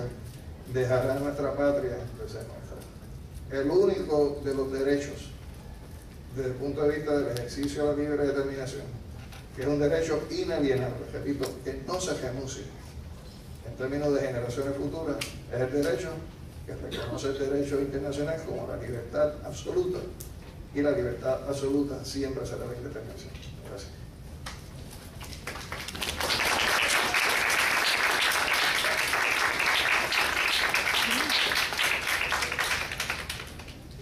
No sé si yo excuso a los alumnos que han tenido que partir, ¿verdad? Porque tenían unas clases, pero como nuestro conferenciante está aquí y esta es una oportunidad única, si algunos de los que están aquí quieren quedarse, abrimos una pequeña sesión de preguntas. ¿Está bien con usted? Sé que el tiempo me lo da. Sí, muchísimas gracias. ¿Tienen ustedes alguna pregunta? Aunque sea una pregunta sencilla.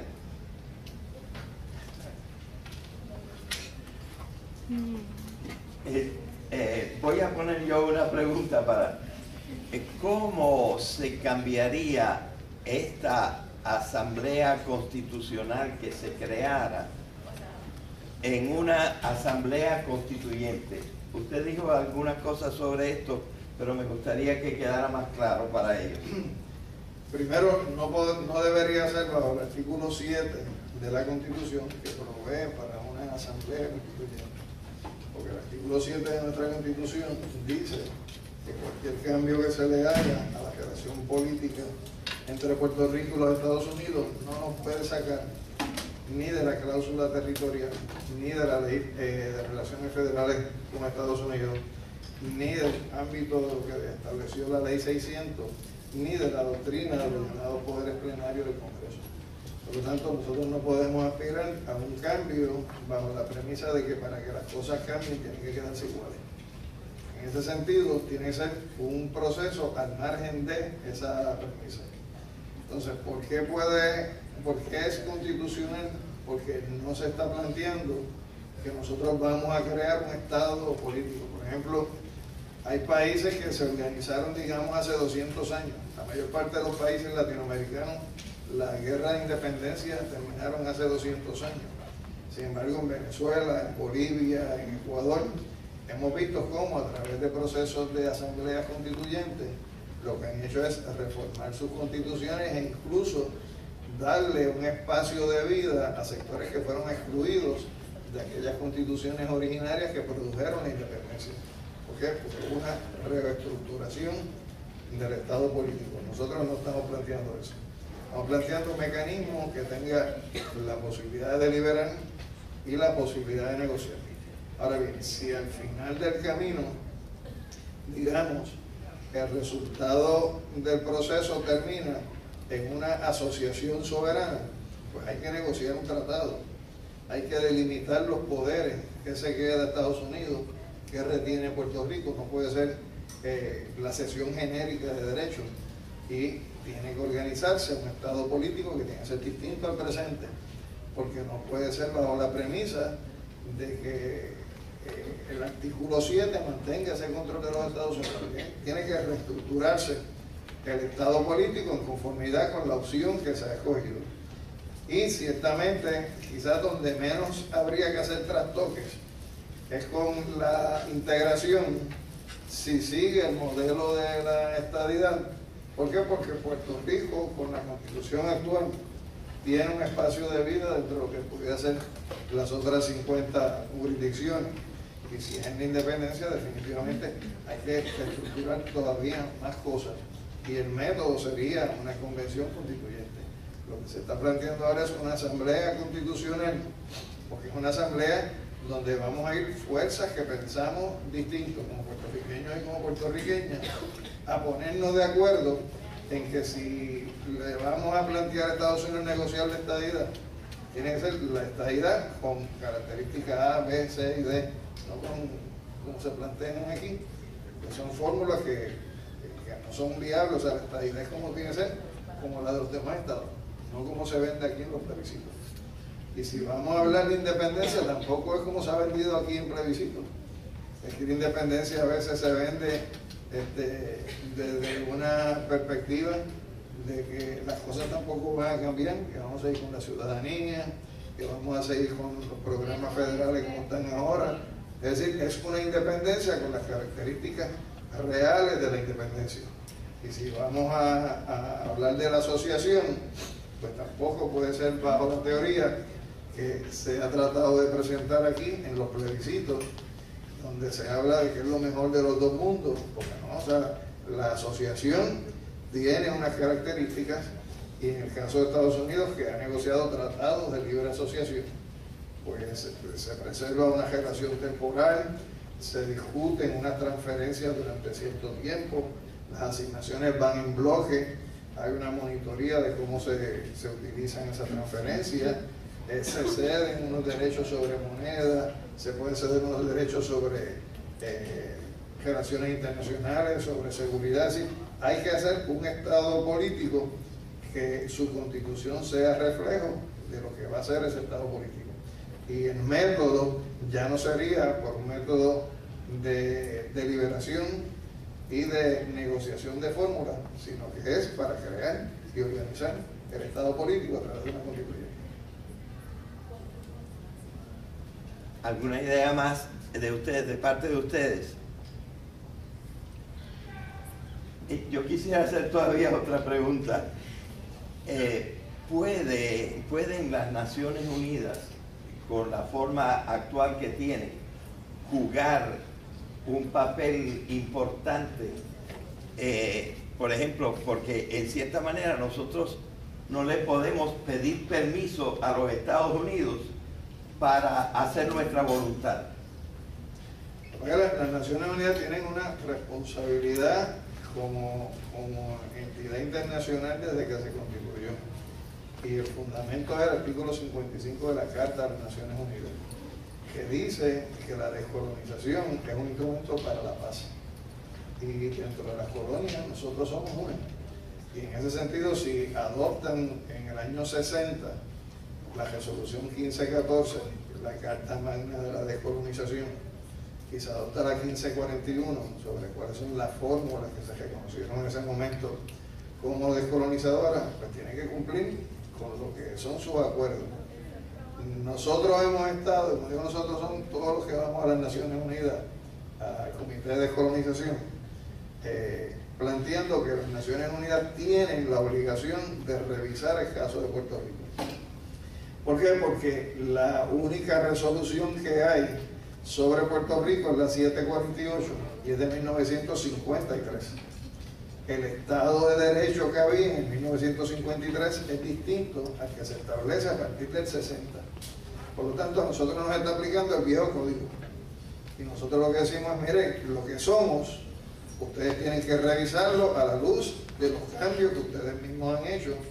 con relación al derecho internacional. Y cuando se aprobó la resolución 1514, hubo una mente privilegiada que estuvo allí en ese grupo, que fue a trabajar allí a cabildear, donde logró insertar un párrafo, que es el párrafo a través del cual, a partir de la década del 70, nosotros conseguimos que el Comité de Descolonización volviera a posar los ojos sobre Puerto Rico. Y de allá para acá hay 33 resoluciones que han afirmado que las Naciones Unidas tienen una responsabilidad sobre Puerto Rico dentro de lo que es el principio de la autodeterminación. ¿Y cuál fue ese cerebro mágico? Pues el cerebro mágico, Vicente Heijer Polanco, que en esas negociaciones que se dieron, que produjeron la resolución 1514, dice que los pueblos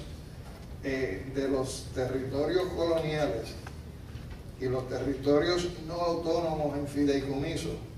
y aquellos, que esta es la frase que él insertó, que aún no han alcanzado la independencia,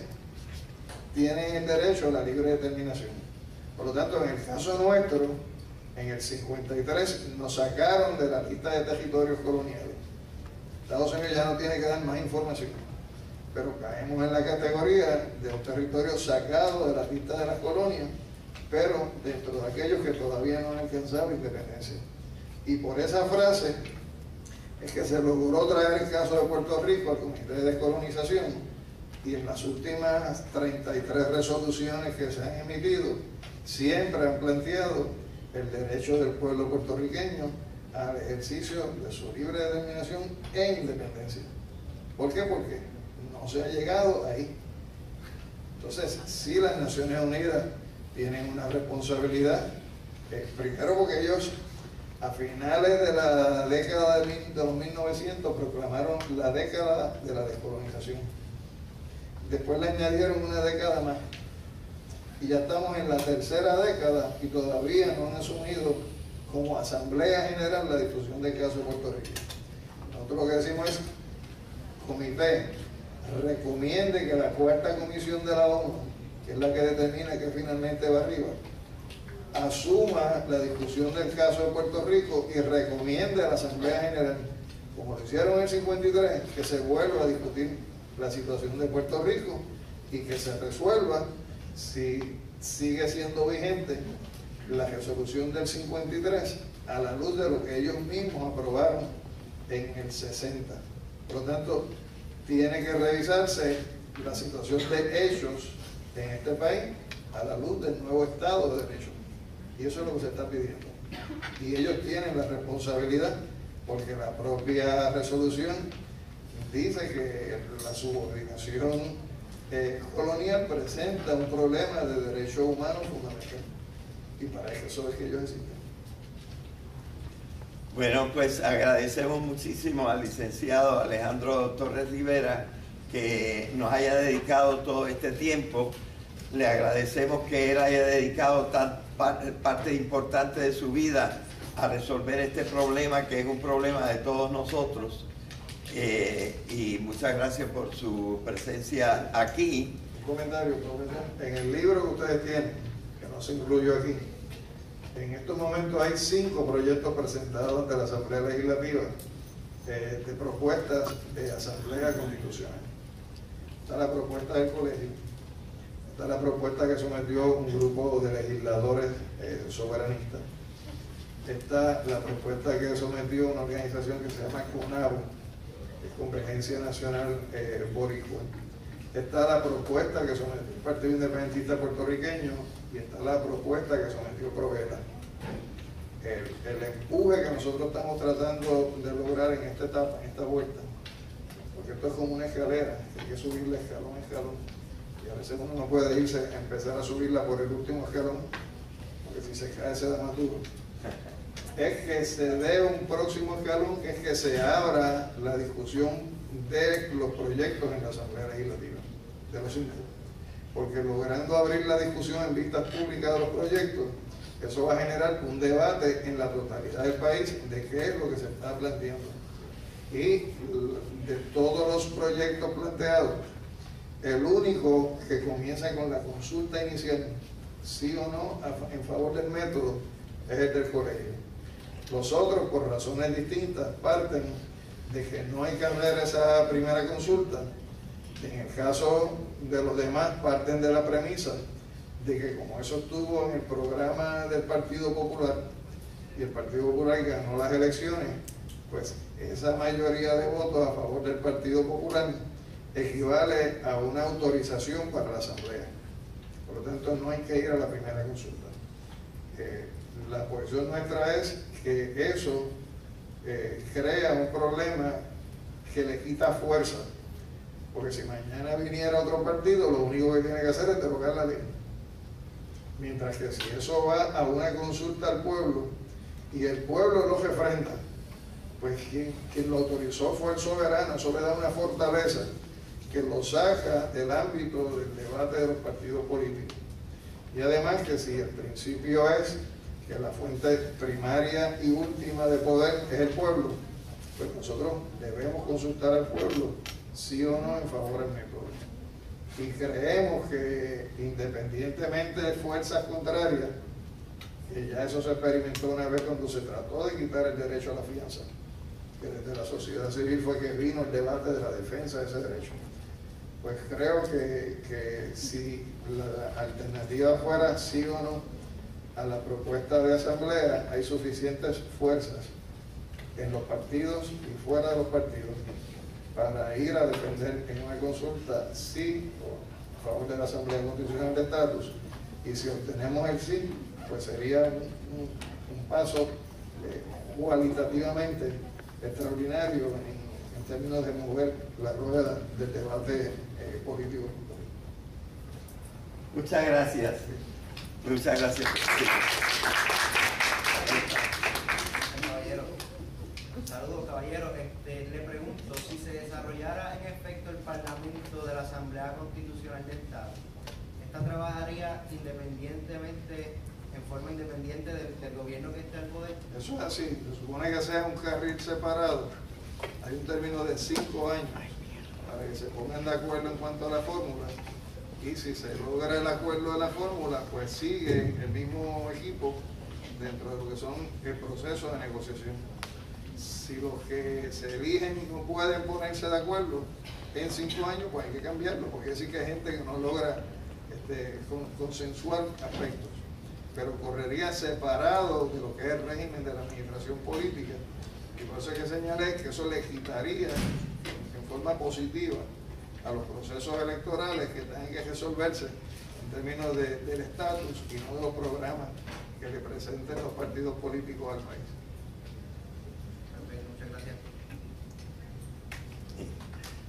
Pues muchas gracias de nuevo.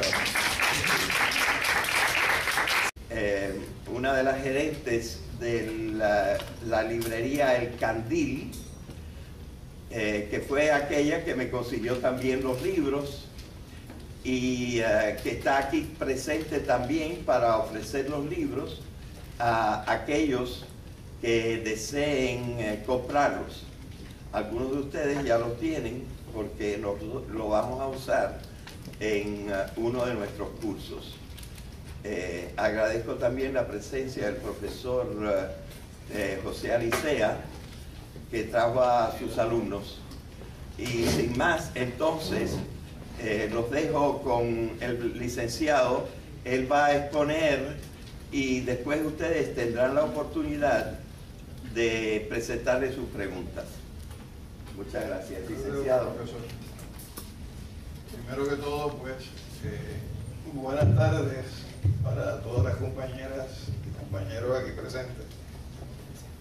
Voy a tratar de transmitirles a ustedes lo que ha sido un módulo de educación que hemos trabajado en la Comisión para el Estudio del Desarrollo Constitucional de Puerto Rico,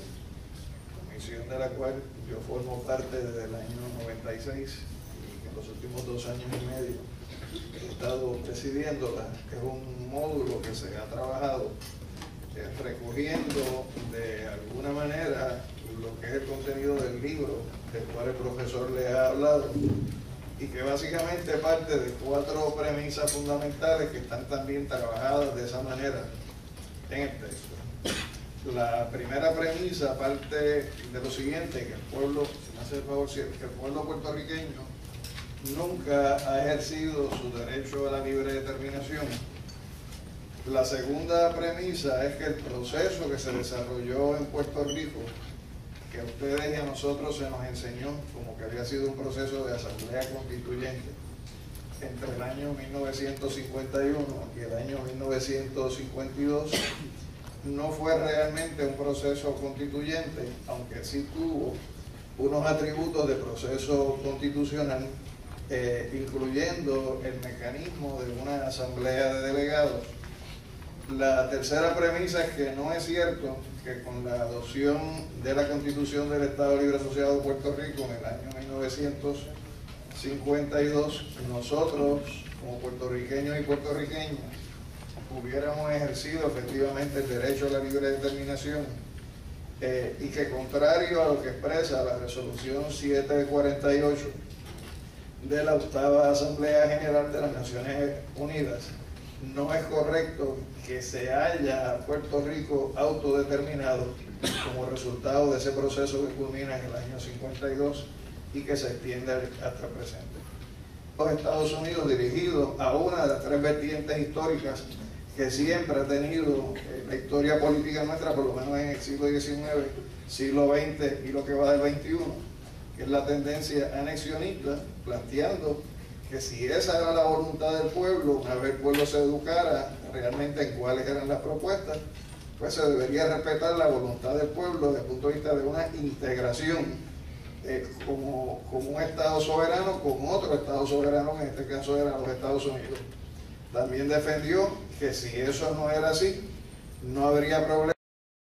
en que se estableciera un gobierno temporal, que en un momento lo identificó de 15 años, de 20 años y hasta 25 años, durante el cual Puerto Rico viviera una relación de asociación política, también bajo el principio de la soberanía, con los Estados Unidos, al cabo del cual Puerto Rico definiera de una vez por todas su futuro político como país. Y claro está, la opción que él defendía como independentista, que era la de la independencia, pero una independencia que tenía que venir como resultado de un proceso previo en el cual los puertorriqueños y las puertorriqueñas nos educáramos en unas instituciones democráticas que nunca se habían conocido bajo el régimen de dominación española, y que él creía que el vehículo a través del cual se podía lograr ese proceso de conocimiento, educación y preparación del país para asumir la independencia era dentro del marco de una transición que, repito, la definió en un momento dado en los escritos que él escribe y que aparecen recogidos en el tomo de Madre Isla, de sus obras completas, como un gobierno temporal. Ciertamente, si vamos al análisis de la primera premisa, que es la de que el pueblo puertorriqueño nunca ha ejercido su derecho a la libre determinación, tendríamos que comenzar con qué decía la Carta Autonómica de 1897. Y la Carta planteaba específicamente, dentro de una relación autonómica donde se creaba un gobierno y un parlamento insular en Puerto Rico, que los acuerdos que allí se establecían, como acuerdos otorgados por la corona española a Puerto Rico, no podrían modificarse sino en virtud de una ley y que fuera a petición del Parlamento insular. Por lo tanto, cualquier cambio en la relación política que se establecía en el año 1897 entre Puerto Rico y el Reino Español tenía que venir como resultado de y como consecuencia de una petición del Parlamento insular. Sin embargo, esa no fue la realidad, sino que una vez se produce la guerra y una vez se completa el proceso bélico, España entra en unas negociaciones totalmente a espaldas de Puerto Rico, donde España cede Puerto Rivera, de quien quiera decir unas palabritas. No tenía el gusto de conocerlo antes personalmente, pero él es profesor en varias instituciones universitarias y me agrada saber que su especialidad es mayormente en las cuestiones laborales. De nuestro pueblo, la parte que necesita mayor protección y defensa es el pueblo trabajador. El trabajo es según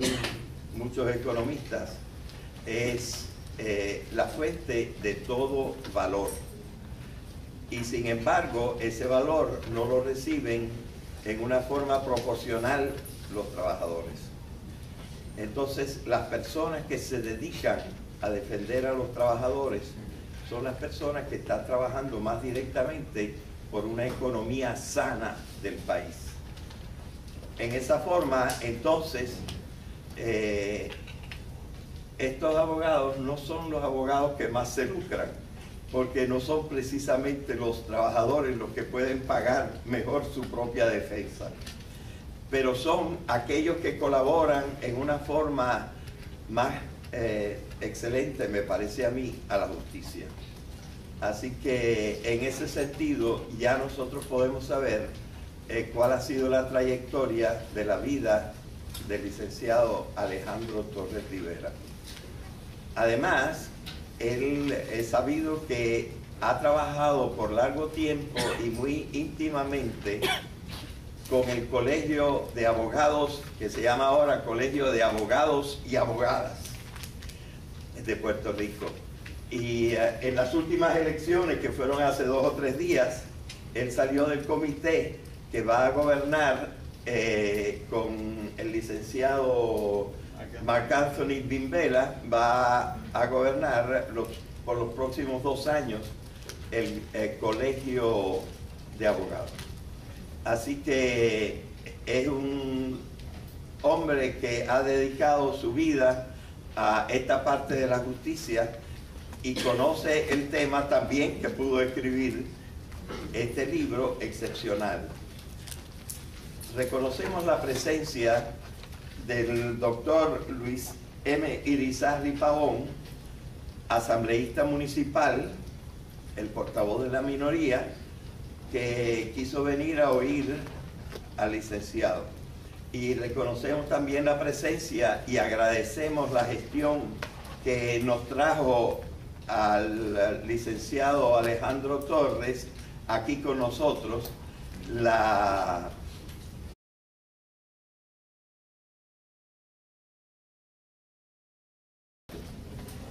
Gracias por estar presente. Tenemos una ocasión excepcional en el momento preciso. En el momento preciso porque Puerto Rico está pasando por una etapa en la que ya ha reconocido que quiere modificar su relación y sobre todo lo que llamamos su estatus. Entonces, el pueblo puertorriqueño y particularmente aquellos que podrán ser sus líderes, como ustedes, necesitan saber exactamente cuáles son las condiciones según las cuales nosotros podremos intervenir y participar en nuestra propia libertad. Afortunadamente se produjo hace poco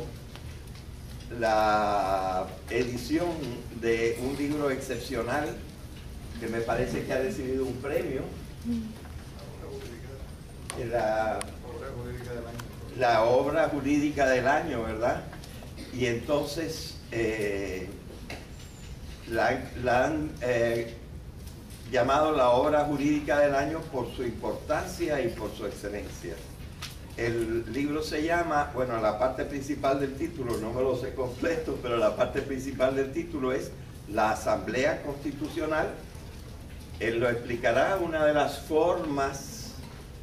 de poder solucionar el problema del Estado. Y su autor ha tenido la benevolencia de ofrecerse él mismo para venir a explicar un poco en qué forma deben ustedes leer ese libro. Porque no es lo mismo que el pueblo de Puerto Rico se presente a unos comicios y que no sepa exactamente qué es lo que va a hacer, cosa que resultaría en un plebiscito. Con un plebiscito no sabríamos en realidad cómo iba después a hacer lo que nosotros decidimos. Mientras que con una asamblea constitucional tendremos el modelo según el cual nosotros mismos, como elaborado por las partes más educadas de la nación, podremos decidir qué es lo que nosotros queremos hacer y ya votaremos con una conciencia mucho más grande de lo que podemos esperar. Así que nosotros queremos entonces agradecer muchísimo al licenciado Alejandro Torres. Y la cuarta premisa es la explicación de cuál es la propuesta que nosotros hemos ido trabajando en el Colegio de Abogados, propuesta esta que desde el año 2006 se ha formalizado en un proyecto de ley, y propuesta esta que también desde el año 2006 ha sido adoptada por la Asamblea General del Colegio de Abogados como una propuesta para que Puerto Rico realmente pueda iniciar el ejercicio de un proceso de libre determinación. Estamos comenzando la presentación con una cita de Eugenio María de Hostos, cita esta que se produce en el punto de encuentro entre el siglo XIX y el siglo XX, básicamente de los primeros años del siglo XX, donde él señala que en los Estados Unidos no hay autoridad, ni fuerza, ni poder, ni voluntad que sea capaz de imponerle a un pueblo la vergüenza de una anexión que ha sido llevada a cabo por la violencia de las armas, o que urda contra la civilización más completa que hay actualmente entre los hombres, la ignominia de emplear la conquista para dominar las armas. Eugenio María de Hostos, en el año 1898, fue llamado desde donde se encontraba en Sudamérica por parte de Ramón Emeterio Betances para que se acercara a lo que Betances en ese momento le llamaba el área de operación, con el propósito de que pudiera de alguna manera intervenir en lo que ya se vislumbraba como que iba a ser la guerra hispano-cubano-americana, con el propósito de que se pudiera conseguir para Puerto Rico el respeto a su personalidad jurídica como pueblo, ya reconocida en el 97 mediante la Carta Autonómica,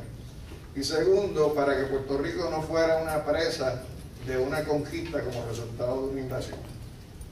Y es en ese momento, el momento en que se está disolviendo la sección Puerto Rico del Partido Revolucionario Cubano, donde él lleva una propuesta que logra adherir a la misma sectores que propulsaban la anexión para Puerto Rico, sectores que defendían una relación de asociación una vez